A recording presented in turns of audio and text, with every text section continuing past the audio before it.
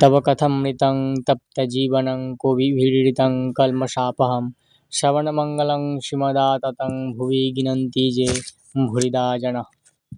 অষ্টম পরিচ্ছেদ, চতুর্থ দর্শন। জং লবদ্ধ চাপরং লাভং মনত্তে নাধিকং ততঃ যস্মিন স্থিত না দুঃখেন গুরুর্নাপি বিচলতে। নরেন্দ্র, ভবনাথ প্রভৃতির সঙ্গে আনন্দ। তাহার পরদিনও ছুটি ছিল। বেলা ৩টের সময় মাস্টার আবার আসিয়া উপস্থিত।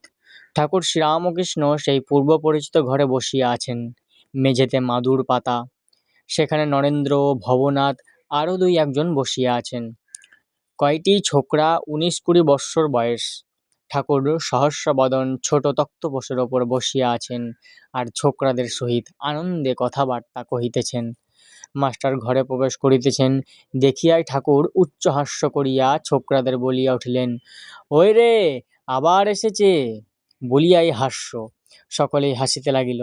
মাস্টার আসিয়া ভূমিষ্ঠ হইয়া প্রণাম করিয়া বসিলেন। আগে হাতজোড় করিয়া দাঁড়াইয়া প্রণাম করিতেন, ইংরেজি পড়া লোকের যেমন করে। কিন্তু আজ তিনি ভূমিষ্ঠ হইয়া প্রণাম করিতে শিখিয়াছেন। তিনি আসন গ্রহণ করিলে শ্রীরামকৃষ্ণ কেন হাসিতেছিলেন তাহাই নরেন্দ্রদাদি ভক্তদের বুঝাইয়া দিতেছেন। দেখ, একটা ময়ূরকে বেলা ৪টের সময় আফিম খাইয়া দিয়েছিলি, তারপর দিন ঠিক ৪টের সময় ময়ূরটা উপস্থিত। আফিমের মৌতাত ধরেছিল, ঠিক সময়ে আফিম খেতে এসেছে। সকলের হাস্য। মাস্টার মনে মনে ভাবিতেছেন, ইনি ঠিক কথাই বলিতেছেন।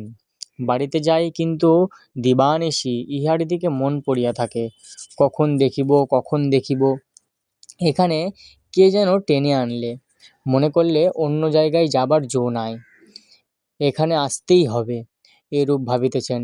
ঠাকুর এদিকে ছোকরাগুলির সহিত অনেক ফষ্টিনষ্টি করিতে লাগিলেন, যেন তারা সমবয়স্ক। হাসির লহরী উঠিতে লাগিল, যেন আনন্দের হাট বসিয়াছে।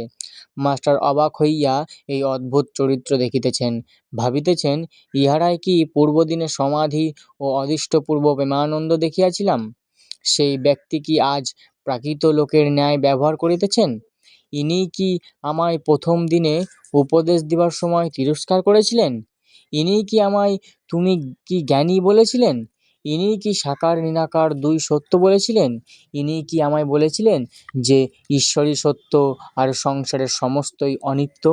ইনিই কি আমায় সংসারের দাসীর মতো থাকতে বলেছিলেন? ঠাকুর শ্রীরামকৃষ্ণ আনন্দ করিতেছেন ও মাস্টারকে একবার দেখিতেছেন। দেখিলেন তিনি অবাক হইয়া বসিয়া আছেন। তখন রামলালকে সম্বোধন করিয়া বলিলেন, দেখ, এর একটু উমের বেশি কিনা, তাই একটু গম্ভীর। এরা তো হাসি খুশি করছে, কিন্তু এ চুপ করে বসে আছে। মাস্টারের বয়স তখন ২৭ বৎসর হইবে। কথা কহিতে কহিতে পরম ভক্ত হনুমানের কথা উঠিল। হনুমানের পট একখানি ঠাকুরের ঘরের দেওয়ালে ছিল। ঠাকুর বলিলেন, দেখো, হনুমানের কি ভাব! ধন মান দেহসুখ কিছুই চায় না, কেবল ভগবানকে চাই। যখন স্ফটিক স্তম্ভ থেকে ব্রহ্মাস্ত্র নিয়ে পালাচ্ছে, তখন মন্দোদরি অনেক রকম ফল নিয়ে লোভ দেখাতে লাগলো। ভাবলে ফলের লোভে নেমে এসে অস্ত্রটা যদি ফেলে দেয়, কিন্তু হনুমান ভুলবার ছেলে নয়। সে বললে, গীত শ্রীরামকৃষ্ণ কল্পতরম, আমার কি ফলের অভাব পেয়েছে, যে ফল জনম সফল মোক্ষ ফলের বৃক্ষ রাম হৃদয়ে শ্রীরাম কল্পতরু মূলে বসে রই। যখন সে ফল বাঞ্ছা, সেই ফল প্রাপ্ত হই। ফলের কথা কই, ধনী গো, ও ফল গ্রাহক নই, যাব তোদের প্রতিফল যে দিয়ে। সমাধি মন্দিরে ঠাকুর এই গান গাহিতেছেন।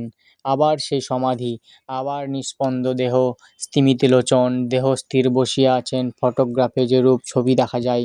ভক্তেরা এইমাত্র এত হাসিখুশি করিতেছিলেন, এখন সকলেই একদৃষ্ট হইয়া ঠাকুরের সে অদ্ভুত অবস্থা নিরীক্ষণ করিতেছেন। সমাধি অবস্থা মাস্টার এই দ্বিতীয়বার দর্শন করিলেন। অনেকক্ষণ পরে ওই অবস্থার পরিবর্তন হইতেছে। দেহ শিথিল হইল, মুখ সহস্র হইল, ইন্দ্রিয়গণ আবার নিজের নিজের কার্য করিতেছে। চক্ষের কোণ দিয়া আনন্দাশ্রু বিসর্জন করিতে করিতে ঠাকুর রাম রাম এই নাম উচ্চারণ করিতেছেন। মাস্টার ভাবিতে লাগিলেন, এই মহাপুরুষই কি ছেলেদের সঙ্গে ফজকিমি করিতেছিলেন?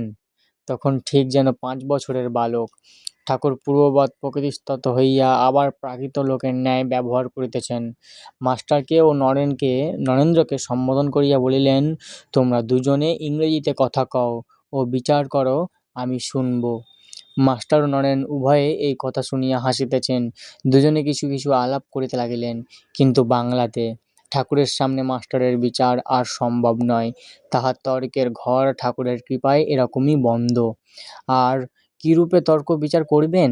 ঠাকুর আর একবার জিদ করিলেন, কিন্তু ইংরেজিতে তর্ক আর করা হলো না। ওং নিরঞ্জনং নিত্যমনন্তরূপং ভক্তানুকম্পাধীতবিগ্রহং বৈ ঈশাবতারং পরমেশমিড্ডং তং রামকৃষ্ণং শিরসা নমামঃ। জয় শ্রী ঠাকুর।